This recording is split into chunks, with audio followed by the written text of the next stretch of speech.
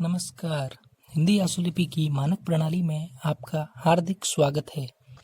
आज हम शेष बचे हुए वर्णों को किस प्रकार लिखना है सीखेंगे।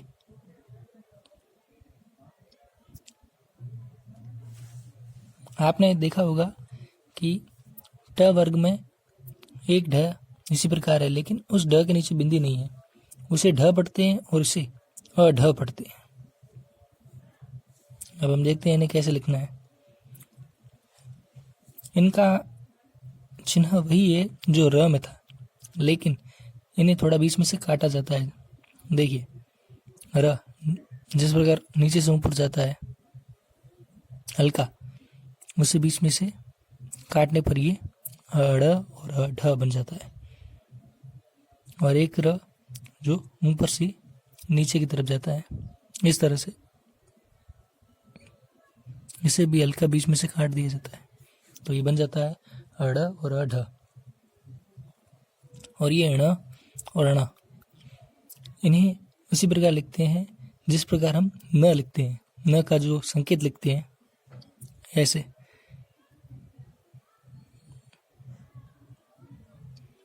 और अंक को हम, ये जो हमने न का संकेत लिखा है, इसी संकेत को अगर हम गहरा कर दें तो बन जाता है अंक।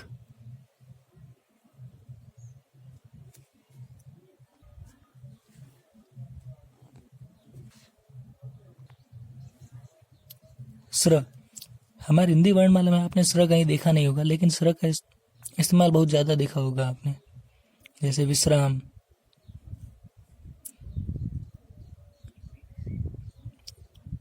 अब हम जानेंगे कि स्र कैसे लिखना है। स्र का कोई आंकड़ा निश्चित नहीं है, लेकिन इसे लिखने के लिए दो चिन्हों को मिलाकर लिखा जाता है। पहला ये स और फिर र, स्र। और ये ज, इस ज को हम जानते हैं कैसे लिखना है।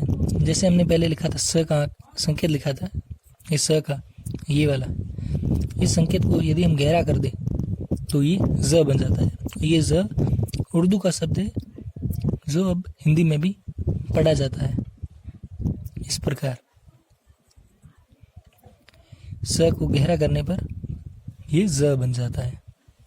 और ह का मैंने आपको पहले एक संकेत बता दिया है जो इस प्रकार था, नीचे से ऊपर की तरफ। इसका दूसरा संकेत है जो ऊपर से नीचे की तरफ आता है, इस तरफ से पहले छोटा सा गोला और फिर ये नीचे।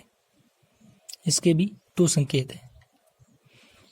आज ये वर्णमाला का पूरा चैप्टर कंप्लीट होता है। अब आपको इन सभी के 5-5 पेजेस लिखने हैं और प्रैक्टिस करनी है।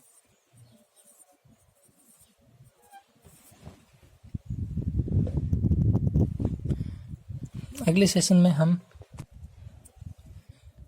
बिना मात्राओं के शब्द लिखना सीखेंगे, इसलिए आप अब तक की वर्णमाला के प्रत्येक चिन्हों को अच्छे से करें।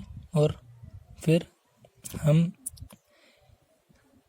जानेंगे कि जिस अक्षर के दो दो चिन्ह हैं, जैसे कि ये अढ और ये अड़ है, इनके दो दो चिन्ह हैं।